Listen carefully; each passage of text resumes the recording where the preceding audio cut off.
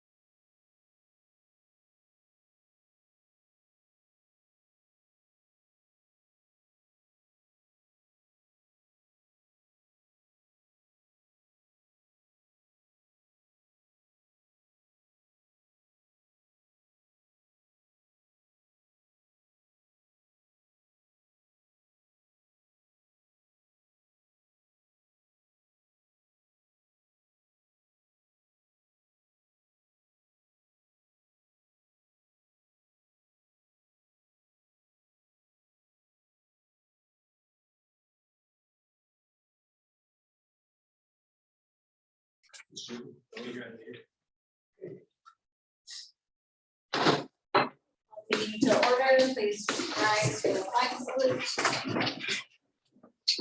I pledge allegiance to the flag of the United States of America, and to the republic for which it stands, one nation, under God, indivisible, with liberty and justice for all. Roll call. Ryan Christelli, board member. Stephanie Smith, board member. Anita Bauer, board member. Jody Thompson, board member. Jamie Bailey, board member. Chris Nesbitt, superintendent. Dennis Goldsmith, staff. Greg Scroggins, staff. Julie Moore, staff. Bob DeLongerer, principal of the high school. Eric Smith, staff.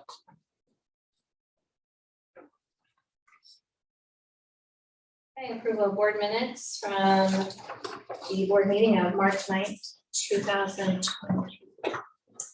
I'll move for the approval of board meeting minutes from March 9th, 2022. I'll second that. We've got a motion made and seconded. Is there any discussion? All in favor? Aye. Opposed? Motion carries. Letters, we'll start with Fairly Wellseth Burnett, her retirement letter. Yeah, please accept this letter of retirement as CTE Fiscal Secretary, Athletic Eligibility Secretary. My last day of employment will be June 30th, 2022. Well, it's been a huge challenge to wake, well, it will be a huge challenge to wake up in the morning and not go to work or school. I'm looking forward to spending more time with my family. I'm giving a lengthy notice because I know it will take time to ensure my replacement is adequately trained and ready to take over my current responsibilities. Thank you for the opportunity to work about 20 years for the County School District, specifically with the CTE and athletic departments. Kindest regards, Fairly Wellseth Burnett. Next one I wrote.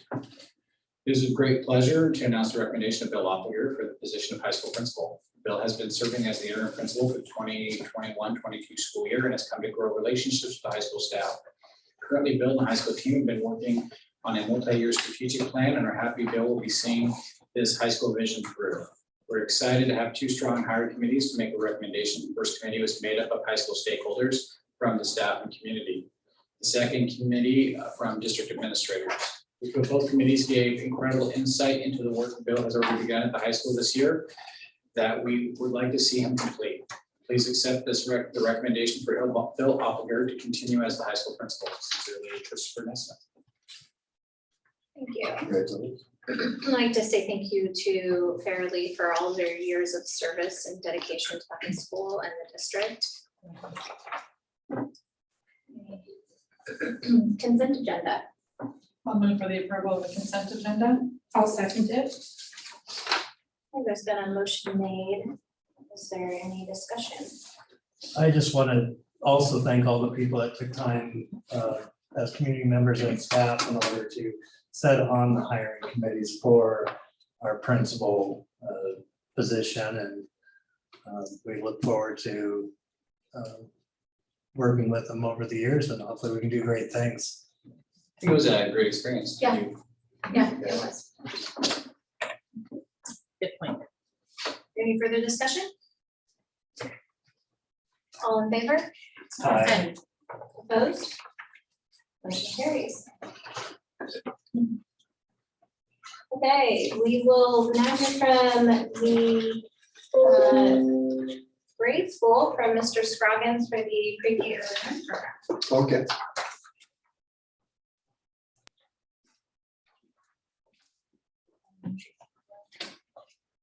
Okay, so it's about a year ago, or actually it's more than a year ago, Mr. Chris Nesmith brought me into his office and said, hey, Greg, I want you to do something. I want you to become a person that is knowledgeable about early learning, and I want you to, try to help keep this charge going or get this started. We've actually started just to improve what we're doing in our community and our schools. And so I become a student of this, and it is phenomenal. Because as I dig deeper into the topic of early learning, it is so important. So that's what I'm presenting to you guys tonight. So if you want to advance me. So my clicker is Eric. Very good. So yeah, what I want to share with you is just want to go over with you some information. Stephanie, you actually shared a lot of this information with me that we used earlier in the year during our summer institute, what we shared just to show why early learning is so important. Then next, I want to talk a little bit about, it says a baseline of knowledge. I want to talk to you a little bit about what I've been doing and what we've been doing in our district to try to increase our knowledge and become more knowledgeable about early learning. And then we're going to talk to you about some really exciting next steps, or some components that we want to get started in our district. One is Transitional Kindergarten, that we want to talk to you about our efforts to work with our community and form partnerships. We want to talk to you about the bookmobile and our plan to engage families. We want to talk to you guys about badge books. And Chris said I only have 4 hours. Is that right? So I'll go fast. Feel free to ask questions. Okay, next slide. So early childhood matters the most. One of the things that Chris allowed me to be part of this year is there's an early learning cohort. It's through ASA. What's that stand for? It's the national, nothing anymore. It's the National Superintendent's Association. So I'm part of that, and I've had the opportunity to participate in these Zoom meetings with these people all over the United States, and they talk about how important it is to early learning. They talk about these exciting things that are happening across the United States and the topic of early learning. And so it has been awesome. And one of the things that they say all the time is that early childhood education matters the most. And so I want to show you some slides that we showed earlier in the school year. So just go ahead and read that real quick. Again, thinking, why is it important to invest in early learning?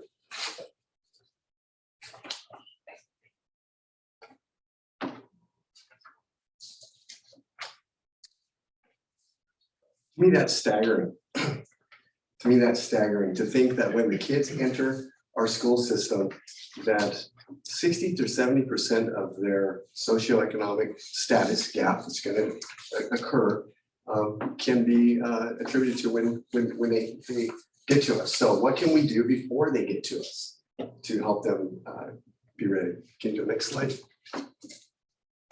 Human brain development. Look at this slide. This just blew me away.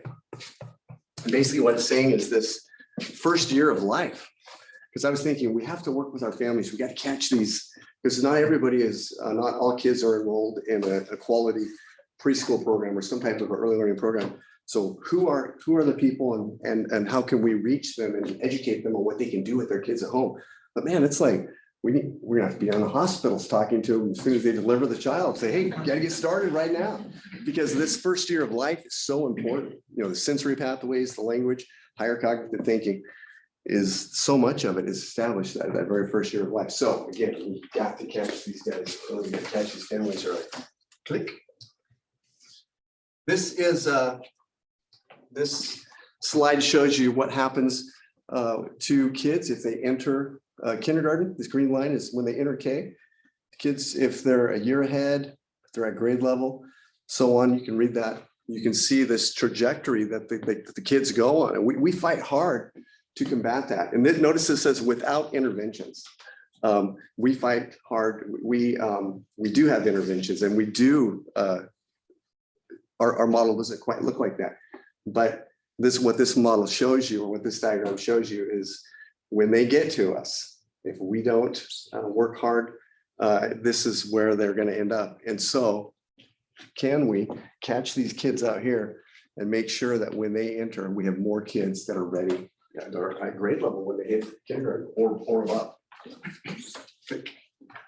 And also early learning, this was fascinating when I looked at this. So when you look at the return for your dollars, return for your investment, when you invest in kids when they're really young, the return rate that you're going to get, or the way it plays out, it's a tremendous investment. You know, we spend a lot of money here, we spend a lot of money here. What we need to be doing as a school, as a society, how can we get more quality programs that are going to help our early learning kids? Because it makes a huge difference. Next slide, sir. Go ahead and read that for a moment.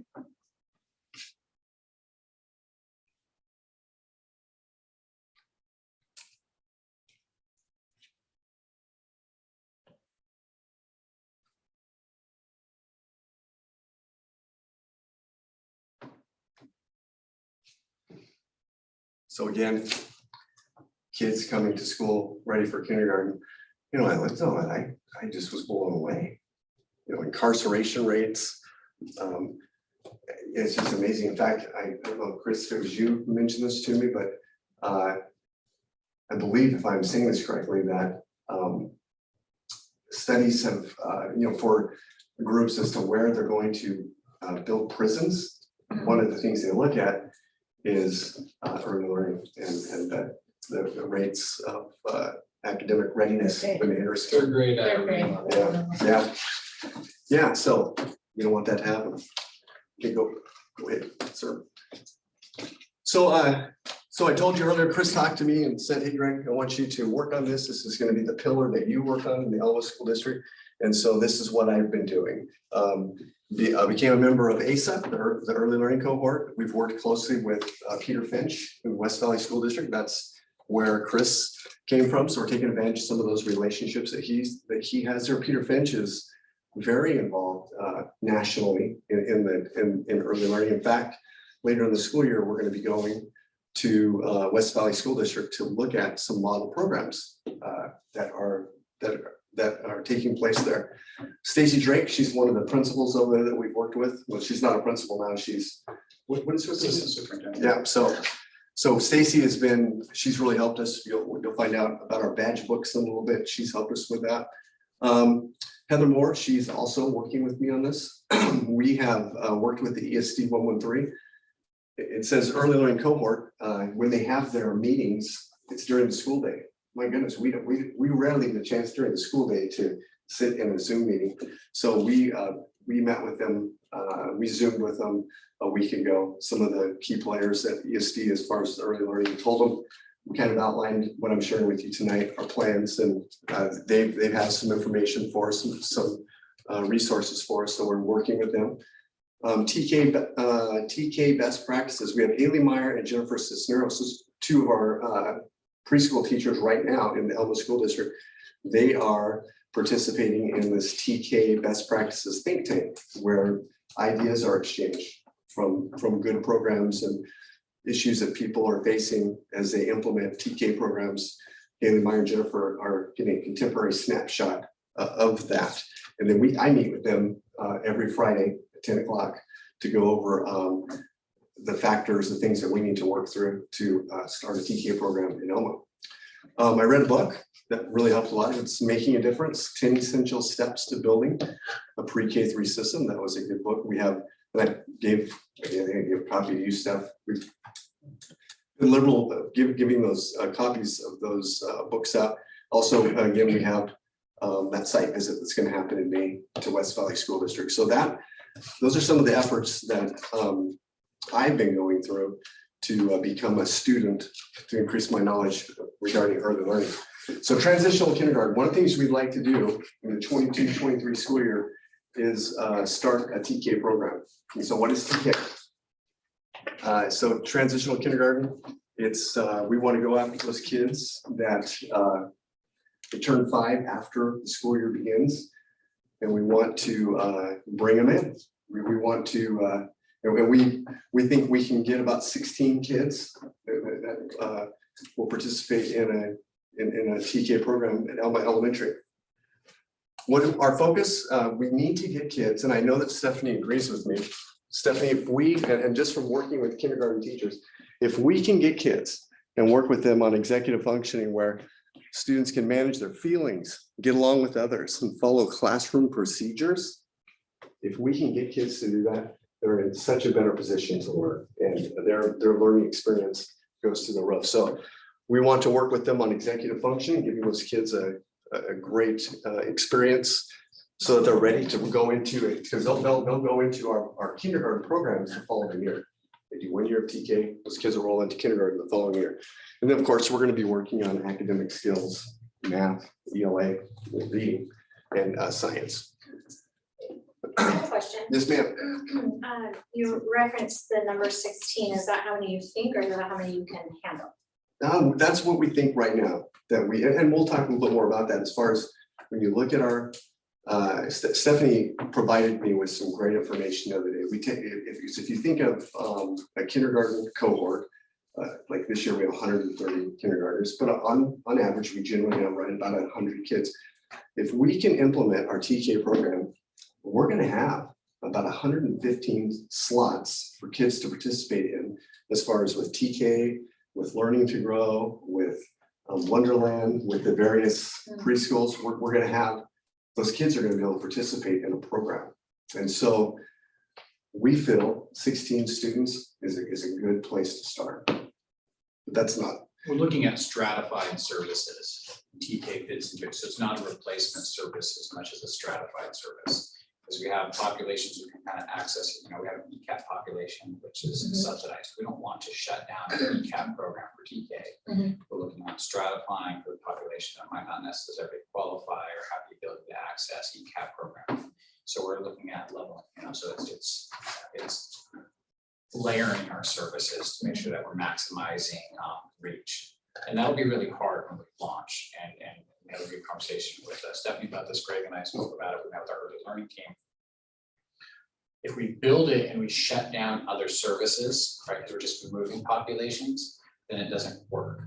We need to make sure that we're building a TK system that we're really vigilant on capturing the population who is not getting services, and how TK is leveraged to hit that population. So Adequate services. Yeah.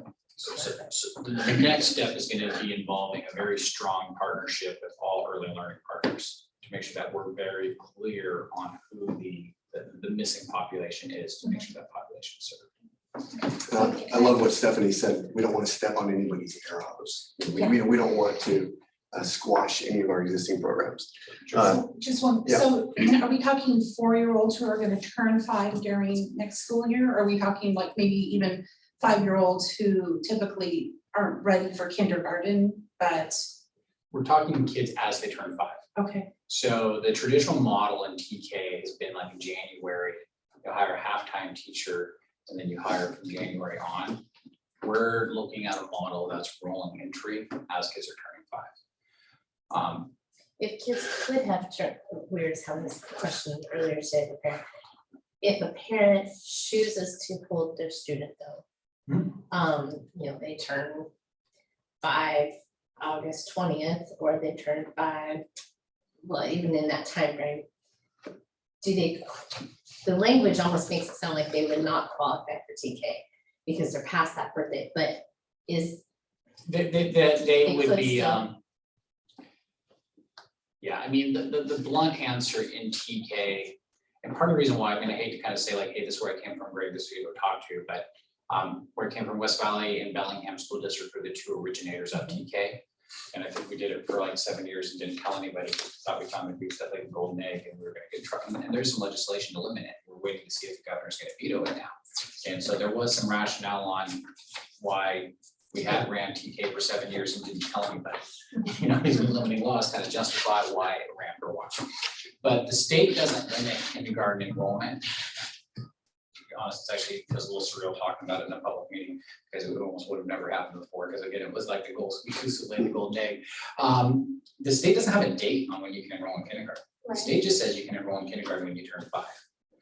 Bellingham and West Valley both launched it because we're so close to universities. Bellingham right there next to Western, West Valley right there next to Central. So we knew we could catch a college graduate, hire a recent graduate, bring them in, have them teach TK, and then they would either, large enough district, they would either probably move into another elementary position as a paediatrician.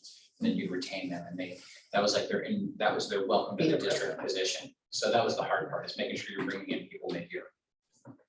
That was the whole reason why it launched in January. Our proposal to launch in Elma was, we're not that close to a university. We don't have this generation of new teachers. We're looking at a system that would run a rolling enrollment. And bluntly, what TK is because the state says you can start kindergarten when you turn 5, and there's really no plan on that.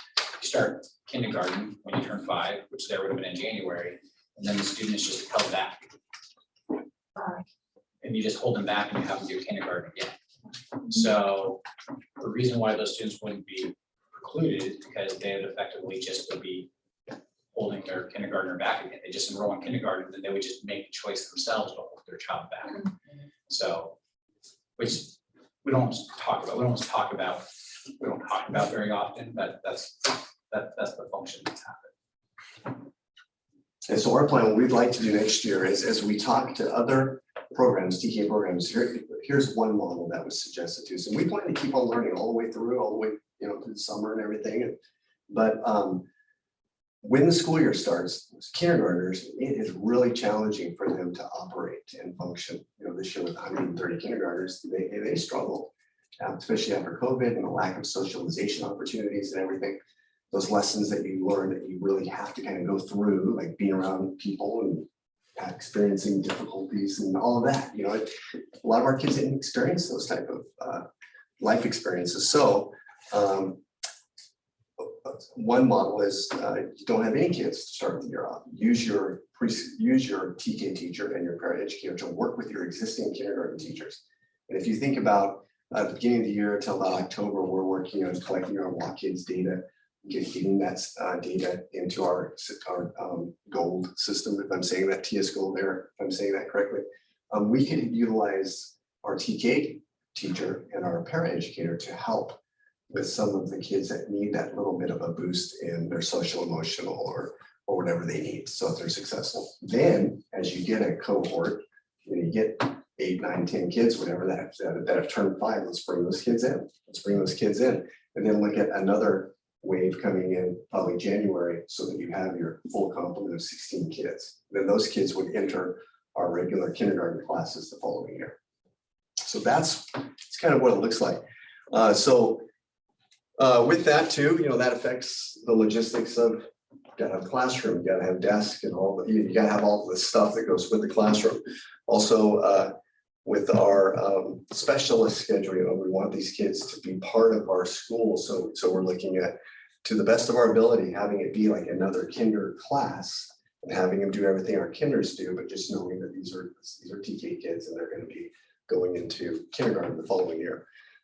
Effective transitional kindergarten programs, as it's been mentioned a few times, and I'll be talking more about it. Collaboration. We have to work with our community early learning partners, and the good news is Stephanie Smith's sitting right here, and she is, Eric and Stephanie, they have been working with early learning for quite a while, and they are very knowledgeable. And I thank you so much because you guys have both been a tremendous help for us. But we want to start reaching out and forming a really good, solid relationship with our early learning providers. Okay, click. So next steps. So collaboration, as we talked about with our early learning providers, we're meeting tomorrow. Stephanie Smith, Kelly Alexander, and myself, we're meeting tomorrow to start talking about how can we do that. We need to start having meetings to bring all of our early learning providers together. We need to start reaching out to our families, build relationships, begin to identify the kiddos that are out there. You know, how many kids do we have out there that will fit? They'll be ready for TK next year. Staffing, we need to hire a teacher and a paraeducator for the 22-23 school year. Doesn't that sound? It just sounds so weird to say 22-23 school year. Yeah, crazy.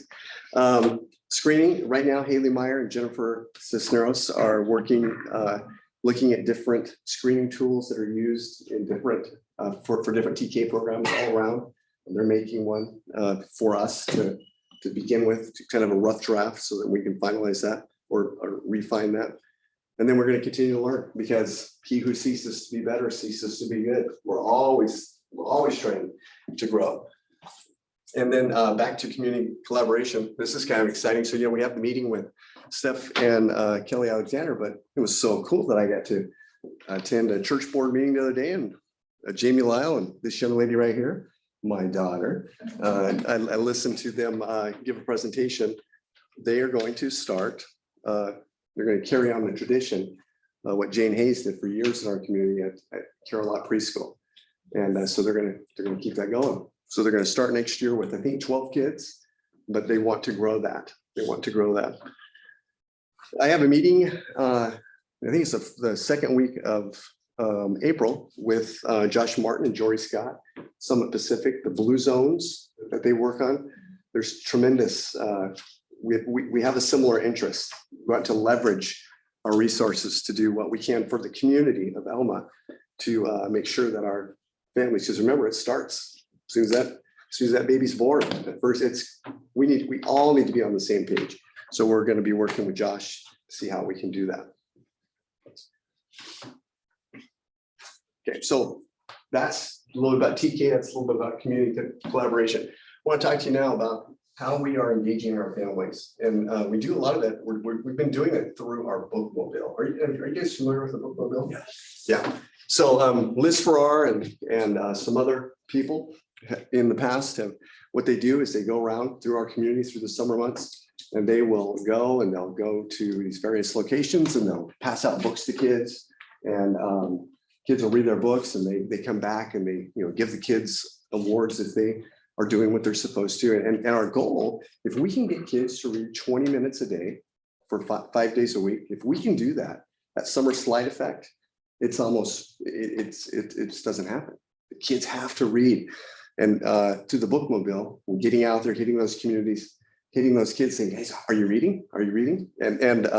So Liz does a phenomenal job with that. And then here's kind of an indirect effect of that. We're talking about how can we influence families for them to see how important reading is. So it's Liz Farrar, who is very knowledgeable about effective reading practices. What we're going to do is we're going to select 2 or 3 really important reading strategies that we want families to practice with their kids. They're going to model that. They're going to put a blanket out. They're going to sit down. They're going to read books to the kids. Kids are going to answer the questions. They're going to be modeling, because what you have over here on the side is you have a mom. She might have books. She might have one little guy here, maybe 2 on the, but those little guys, that mom needs to see what's happening.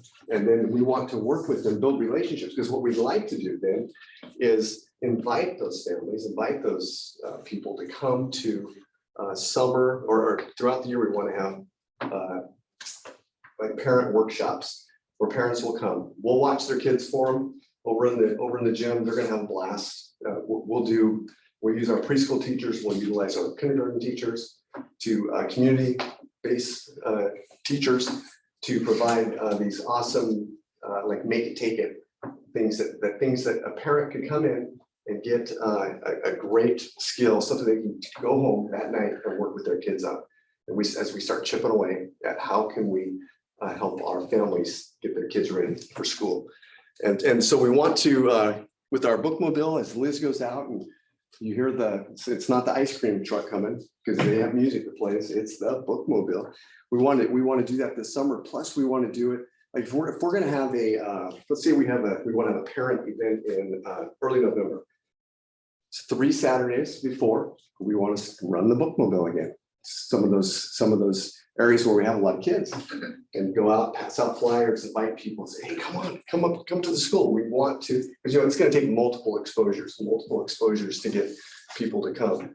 So that's what we want to do. We want to utilize the bookmobile to engage our families, because we know that not all of them are running to get enroll their kids in preschools and learn that way. Badge books. So this is another thing that we're working on. And so they say a picture is worth 1,000 words. Well, let's watch this. If it works.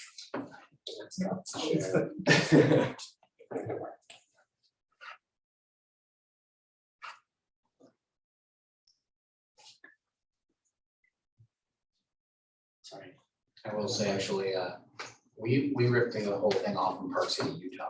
When I was there.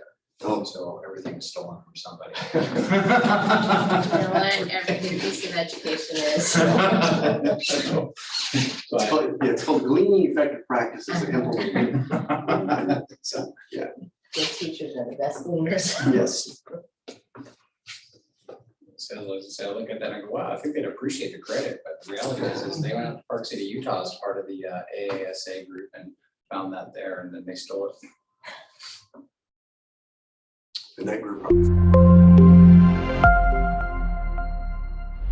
Report cards in the past have been a handful, to say the least. This is Allie Bauer, and she's a kindergarten teacher. They are hard for me to even process, let alone I can imagine the parents and the students. And she's not wrong. This is a kindergarten report card. So a traditional report card is a black and white document with lots of little tiny words and numbers that leave our kids kind of out of the equation. And we wanted to think of a way we could get our students involved in talking about their progress, tracking their progress, and thinking about their growth.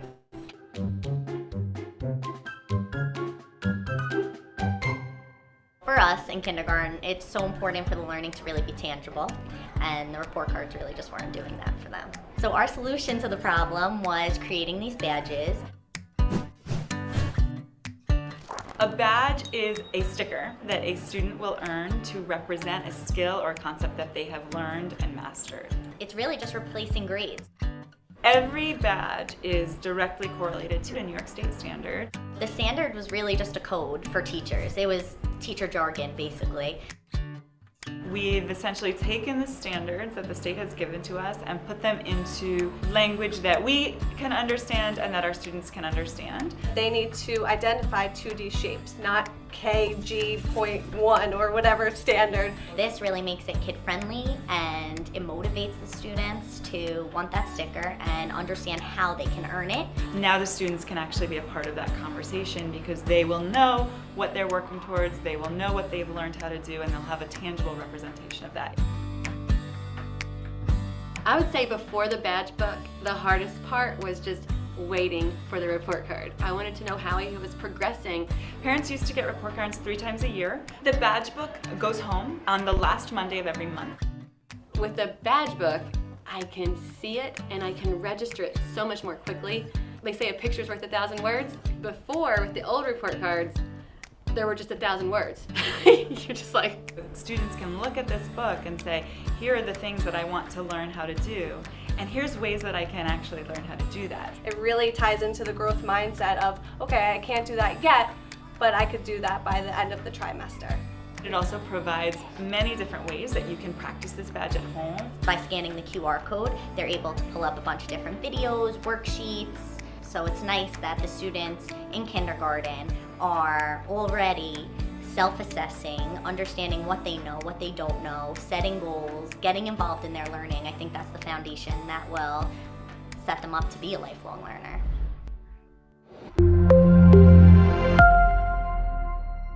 So there's some real powerful things there. Just one of the things. One of the things that badge books, I believe, that they'll do for our kids is because little kindergartners, they are so excited about everything. They are, hey, look at this shoe. They have zeal. They have enthusiasm. What it will do is it helps those kids know exactly what it is that they're working on, because the poor little guys, they're just kindergartners. So it helps them have a clear understanding of what it is that they're needing to do and what do they have to do to show mastery. And so they can earn that badge. And then the celebration, I love the scene where the teacher was putting that, putting on the little medallion, making it special. This is, celebrating that they've learned that. And So people that have helped us with this, this, again, the badge books concept came from West Valley. That's how it was introduced to us. Then we've connected with Stacy Drake and Leah. I don't know her last name, forgive me, Leah, if you're out there. From West Valley, and we Zoomed with them multiple times to learn about what they're doing with their badge books, the journey that they went on. And then we had them Zoom with some of our kinder teachers and our preschool teachers, because we want to, and we're starting it, creating Elma badge books that will be ready to go next year in kindergarten and in preschool. And then hopefully we'll be able to roll that forward to first grade the following year and so on.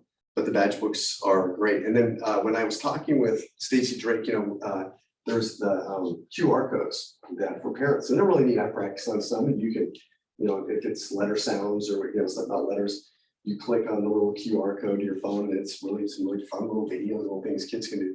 What Stacy said, she goes, no, the power where the badge books had such a huge impact was on the teachers themselves, in that it became very clear what the standards are, what exactly they're doing to instruct and teach the standard, and then what the student would do to show mastery. So that they were very, their assessments, and we've done a lot of work at the elementary already on this topic of common assessments and identifying our critical standards. So this is going to be a much easier transition than if we have not already done a lot of the work that we were able to do in the past. So badge books, we think they're going to be great.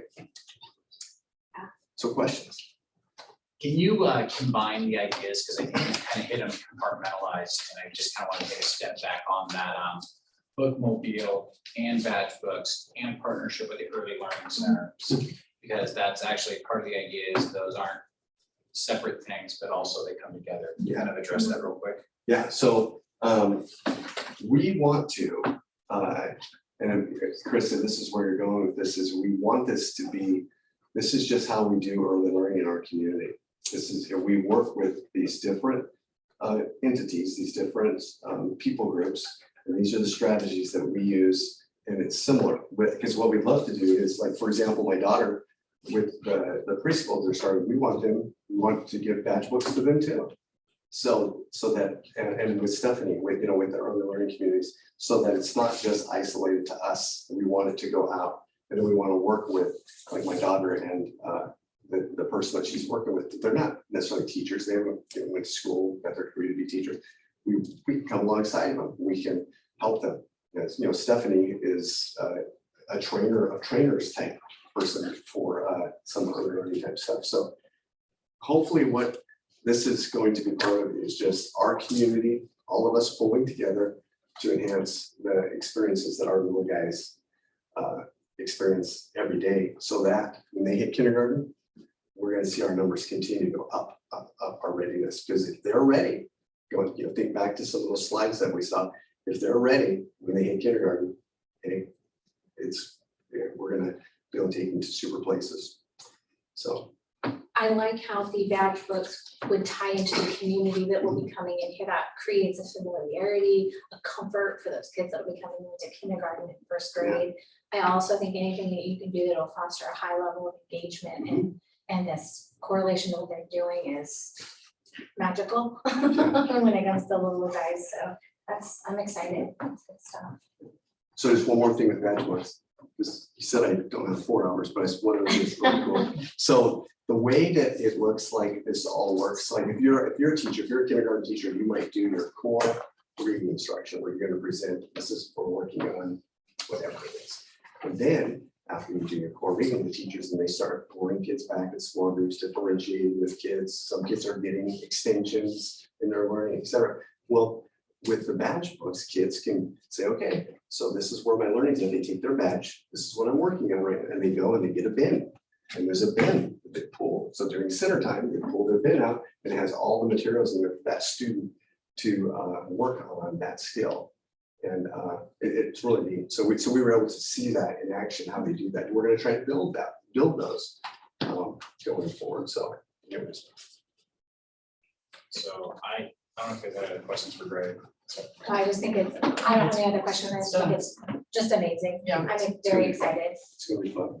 Thank you for all of it. Oh, yeah. I just want to take, like Greg is just, and when we came in, I think one of the things I said is we're gonna put people in charge of things, we're gonna give people, and we're gonna enable our district leaders to lead. And I gotta say, Greg has just hit this out of the park. Greg has taken this, and I want to make sure that we take a moment to really thank Stephanie Smith, because, you want to change your hats real quick, but your role on the board is one thing, but the role in really being a leader in early learning in our community, connect Greg, make sure that we can bridge these relationships, and really try to make sure that we're having a resource, and how can we provide the support, how can we provide, look at stratified services, provide push out support services, and how can we just look holistically at our community. So Stephanie, within her early learning leadership role, has just been an incredible support system for us to frame this out. Greg's team, our Jennifer and Haley, have just been great sort of leadership resources out of our own early learning support. Our kindergarten teachers and how they've been working with Greg and kind of looking at how do we define kindergarten readiness. Greg has really led just an incredible team to come together and say, let's rethink early learning. And they're not here because we try to mitigate how many people are coming in right now, but the amount of people we need to thank on Greg's team, I don't know, Greg, if you want to, you gave them good shout outs, but Jennifer, Haley, the Elma kindergarten team, Stephanie Smith, Heather Moore, just. And as we continue, and it goes on, because we're going to be forming these hopefully strong partnerships where we'll have regular meetings throughout the year to talk about early learning and this task that we have as our community to raise up our little kids. And the other thing that motivates me about this, I've got some grandsons that are coming up. I got one in kindergarten right now. I've got another little knucklehead that's just a couple years behind them. And so it's so motivating. It's like, hey, these are our kids and these are my grandkids. So it's really exciting. I think it's the power of, it's what you intrinsically know, but every bit of data just slams at you. That's like, we can invest in every program. I mean, everything we do in the school district is important, but and I don't even feel like I'm being biased. It all pales in comparison to the amount of change we can make when we make change when our problems are the least significant, right? And so that, and when they just naturally, they want to be remedied, they help me. And that's a totally different mindset than when they're all of a sudden at middle school and it's not cool to be helped. Mm-hmm. And when you are 4 and you are 5 or 3, it's the world to have a grown-up want to sit and be engaged with you and help you be your very best. And so I just, as every hat I wear, I can't say as a community how we talk about really changing the whole growth of our community. It's just really, I mean, I'm sitting here with Ryan, and when we're talking about that slide about executive function, and Ryan lives and breathes the other side of every part of the reality of what happens when children, when they are 4, don't learn how to play nicely.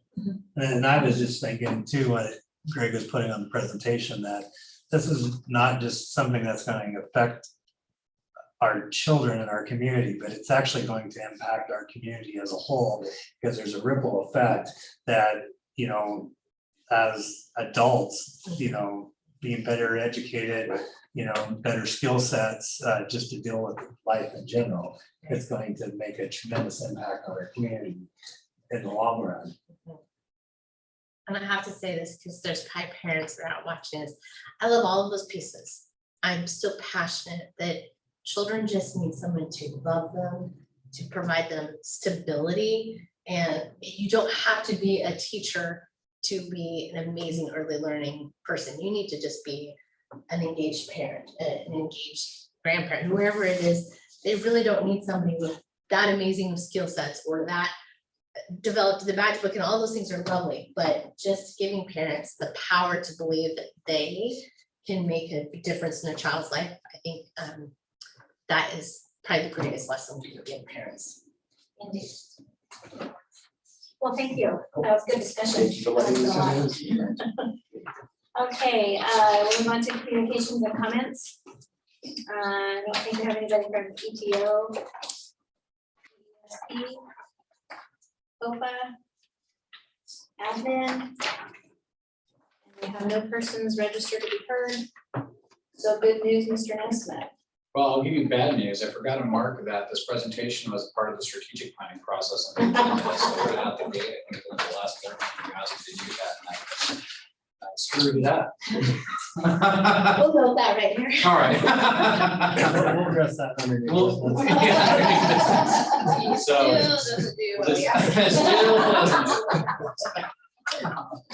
So we'll call that out pretty early. You know, Elma's starting to get a lot of spotlight. We just did a, we're doing a 3-part webinar with the National Dropout Prevention Center on ways to kind of reconfigure administration to see strategic planning through. The first of those went out this week. And that's from the Successful Practices Network that's ran by Successful Practices Network, and the Dropout Prevention Network is ran by 2 men named Ray McNulty from Bill and Melinda Gates Foundation, and a man named Bill Daggett, who used to write all of the books on rigor and relevance. So to have a 3-part series. And then next week, March 31st, the Elma School District will be leading a statewide WASA training on how to use data and strategic planning. So the work of Eric Smith, who's over there and tries to keep his head low, will actually go on will kind of go on to be a model for helping to retrain school superintendents across the state on how to have a strategic goal and how to build data on meeting those strategic goals. And I think our next May 11th is going to be the next update on our data dashboard. So anyway, so those are some pretty really awesome, big, awesome things going on. And then it says we have a donation from Growthway. I did not see that one yet because I have my. It's a donation from Growthway for portrait of a graduate dinner. Yes, hang on.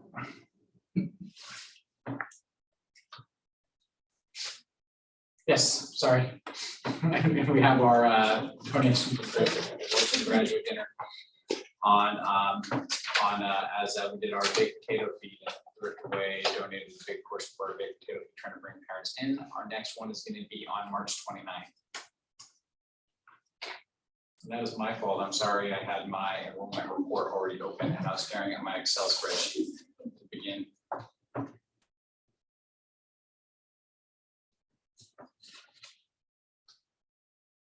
Okay, we don't have any unfinished business on the calendar or on the agenda, so we'll move to new business. Approval of the 2022-23 new market agreement.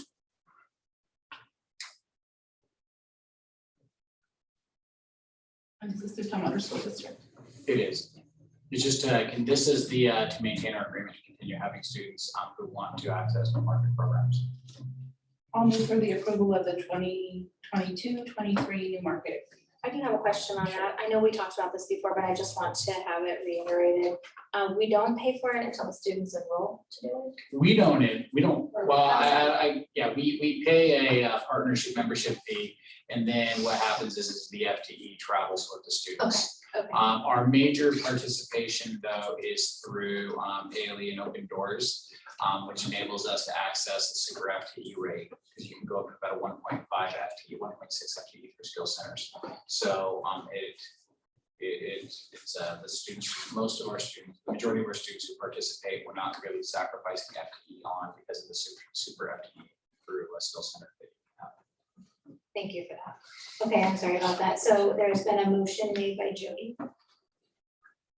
I'll second the approval of 2022-23 new market agreement. Then a motion made and seconded. Is there any further discussion? All in favor? Aye. Opposed? Motion carries. Approval of the 22-23 Bates Technical College Agreement. This is just agreement on our students that can receive kind of the dual credit opportunities and that partnership. Just for our maintenance of our dual credit partnership based technical college. I'll move for the approval of the 2022-23 Bates Technical College Agreement. I'll second it. It's Been a motion made and seconded. Is there any discussion? All in favor? Opposed? Motion carries. Okay, approval of the superintendent contract, July 2022, June 2025.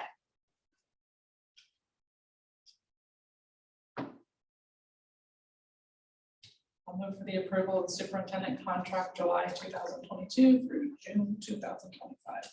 I'll second it. Been a motion made and seconded. Is there any discussion? Just for confirmation that this is the same pay is just getting carried over from the current contract. There is no increase in salary during this contract period, correct? It states in here that can be discussed. We did no renegotiation on this, and that was intentional. We're coming through some budget adjustments, and we're trying to balance our budget. And I guess bluntly and philosophically, I thought as we're trying to maneuver staffing changes, it would be in poor taste to negotiate a salary increase at this time. I'd like to add that I appreciate Mr. Nesmith's candor on saying that he believes it is important to lead by example in this situation. And so I appreciate where you come from, and I'm grateful. So it's, yeah, so Ryan, to your question, it is literally just a rollover of dates. Thank you, I appreciate that. I thought it was important to reiterate that I point. agree. Thank you, I appreciate that. Okay, so there's been a motion made and seconded. Is there any further discussion? All in favor? Opposed? Motion carries. Enrollment, Mr. Nesmith. Yes, after I put it away. Ooh, sorry. We're kind of going through the traditional, bluntly, our enrollment is kind of taken up in March. So we're up to 1509 this month. So our online school is, we're funding our online school at Eagle Sky Virtual Academy for ESSER. It's been driving a lot of our enrollment. But a big push has been, we've been having a lot of students now with the change in mask mandates returning back to in-person learning. I think the return to in-person learning has had a huge impact on our students. So, we're actually up in ALE this month. And we're also up in in-person learning, which has brought our enrollment to 1,509 students. And we're running an average of 1,491. It does probably is worth saying, the state did pass a FTE bill, kind of level your FTE. I think that question might come up a lot. We are not big winners in that bill because we are actually up 2 FTE from the 2019-2020 school year. So the state passed a bill that said we can balance our FTE with where we were in February of 2019-2020. And we can average where we are now with where we were in that year. And average would actually take us backwards. So we would rather not, by 1 student. So we would rather not take advantage of that average at this point. So we will not be getting an increase for that bill. I'm just grateful for the online piece that we were offering because it has made a big difference for our students and provide them opportunities that they may not had otherwise. And clearly we took care of our own, therefore the state didn't have to step in. Yeah, we were going to be fine. And if that worked, thankfully Julie's here. That work really goes thanks to Julie Crawford, because that required a lot of paperwork due to the state. I think I came over and I began working in June. I think my contract began July 1, but Julie and I spent a lot of June time together, which was also really nice of her for having. I have one boss who's leaving, and she's like, you didn't even start yet. But if we didn't get the paperwork submitted by June 30, we wouldn't have had the online school. So I appreciate Julie getting that paperwork in. I also appreciate her working with some guy who still had a month before he became the superintendent, coming in and trying to work through the process. So she probably could have said, well, your first day is not till July 1. But she didn't. She said, let's get it done. So Awesome. Thank you, Julie. Okay, I guess if we have any questions in the budget report, we can reach out to Lisa. I know she had some car trouble. I wonder if we could actually dispatch an officer to help her out. Yeah. I can do that. I have a couple available. You should have put that out Yeah, can we go ahead and email Lisa is almost never misses anything, so there. Right. if we can go ahead and email Lisa questions, I would really appreciate that. And I think for anybody who's tuned in, I think these are probably the public agenda, so. We do not have, I guess I'd like to ask if we can excuse Delaney Hanson tonight. She is at Fast Pitch. If we can get in. I'll move with the approval to excuse Delaney from tonight's board meeting. I'll second it. When motion made and seconded, is there any discussion? All in favor? Aye. Opposed? Motion carries. Okay, I think that concludes. I haven't done my report. Oh. Who are you? Elma, next week is spring break, but after we get back from spring break, we actually have a pretty interesting run of meetings. We're starting to see the work we've been doing this year. This was the first one, the work that Greg has done on really seeing how our strategic plans are coming together. Well, I think the last meeting was on our social emotional learning and how our social emotional learning, and I think we're starting to see the pieces come together and we're starting to see it move. It's really going to pick up pace when we come back. So on future agenda items, we're going to have that presentation from Julie on East Grace Harbor High School and Eagles Guide Virtual Academy. And we're also going to be talking about one of my evaluation criteria on the new employee mentorship and support and how, I mean, we're talking about a lot of how we want things to look, what we feel like an Elma education is, and how are we going to support our staff coming in. So I'm just really hoping that we have really highlight these future agenda items that are coming out. And then on March 29th, later next week, we will have our Bring Everybody Together portrait of graduate meeting. And that's really trying to bring our community together to talk about what is a successful Elma graduate and what is that accord, that agreement that we've made with our families. And then last, we're just about ready to set some dates. We have more engineers in the Elma School District next week. And I'm going to go ahead and turn this portion of my report over to Mr. Jeff Monroe. But we are going to soon have a date set for our long-range facilities where we're really going to start amping up and looking for involvement. But Jeff, do you want to talk about the dates, that process? Because you are also the April 27th board meeting. Yeah, so I got an email from them today. So it wasn't going to be tomorrow, but it's going to be, I believe it's Tuesday. It's Tuesday.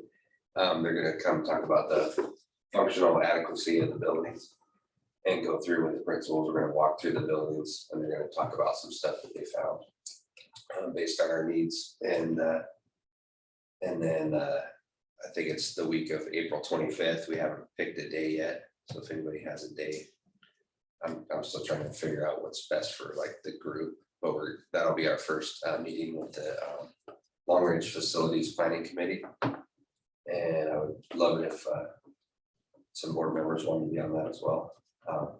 And they're going to be attending that as well and kind of going over the data and start the process. So we've got 2 board members to would be great to be able to participate. Right. And not to throw out any names, don't want to cut anybody off, but I would really appreciate both Jamie and Jody's participation within it because of Jody's work through education finance and Jamie's work in partnership with the our booster programs and our athletic facilities, which is going to be a major portion of the study. I don't know if you can pull it off, if you'd like to work with Jeff as we set some dates, the day of the week on that week of April 25th, but you would be the 2 that I would, not to say nobody else, but just. We all think. Yeah, okay, perfect. You would be the 2 that I would recommend, not to put you on a spot in the middle of the public meeting. I would just ask that you look at a baseball schedule before you. I really don't want to miss any games. Yeah. I'm gonna be selfish. Yeah, I will for that week for sure. And then, yeah, so, and then if anybody knows, he sent kind of an example of what kind of people make up these boards. We already have quite a few educators. We have support staff, parents. They also suggested like government officials from the town, people from all the different you know, like the grocery store, car dealership, I don't think we have one of those anymore, stuff like that, people that are affected by what happens as a result of our school. So if anybody knows people like that, you might want to encourage them to reach out to us to get on that committee. Can you reach out to, are you okay, Jamie, and Jeff reached out to you directly, Jody too, and then you can go to the list of people and just kind of, Jeff, why don't you mark off, make sure that we have a wide representation, and maybe we can also get some help on making sure that there's no one else. Yeah, I appreciate that. And we have a pretty good mix of the different departments within our school, and then I could say just some community people. So I'm really anxious to see how this all unfolds. I think, you know, it's going to be cool. So, but yeah, facilities planning is such a huge thing that you can only get right once. That planning it out is very important. So I look forward to prioritizing our needs. I'm gonna kind of throw it out on the spot. Has anybody contacted Jeff Poston? I haven't reached out to him. I think he might fulfill some of that need. Yeah, okay. And Jeff, since you're already scheduled for April 27th, can you also possibly give us an update on some of the recent projects you guys been working on? We see the security vans and the cameras and stuff, just to kind of give us an update where we're at as a district with some of those projects. You want me to update now or on the 27th? On the 27th. Okay. On the fly, please. On the fly. I could update you on my day today. We were fixing a roof leak in the rain without rain gear because it was sunny when we started. Without it on the board agenda, we really can't have you do a presentation. Right, that's why I said on the 27th, that would be ideal, just to kind of update us and our community on some of the projects that we've been working on. Yeah, that's a big project, so we'll talk about that. So. Okay, sorry, I skipped over. I think I've done that twice now with your superintendent report, so maybe that's just me subconsciously thinking you need to change it. Is that it for your room? That's it. All right, well, everyone on the agenda can see what our future items are going to be. So if you're interested, have comments or otherwise, and you'd like to be heard, please contact the school district office by the morning of our meeting so we can have you heard. Otherwise, everyone go forward, be safe, have a great week next week, early release conferences and all the fun stuff, and have a great spring break. I forgot. I make a motion that we adjourn the meeting. I'll second that. Got a motion made and seconded. Is there any discussion? All in favor? Aye. Motion carried. Now you can put your hammer.